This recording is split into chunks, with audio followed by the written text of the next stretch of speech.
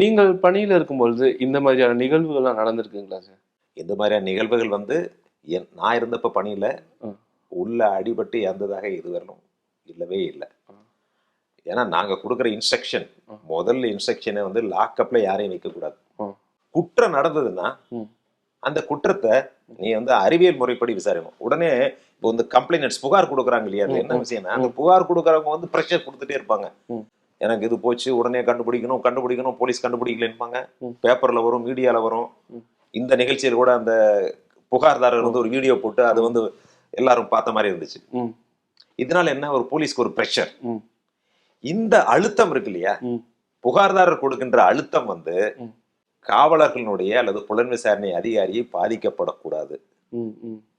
புலன் விசாரணை அதிகாரி இது போன்ற அழுத்தத்தால் பாதிப்படையக்கூடாது. அந்த ஒரு மைண்ட் செட் வந்துச்சுன்னு சொன்னா இது போன்ற நிகழ்ச்சிகளே நடக்காது.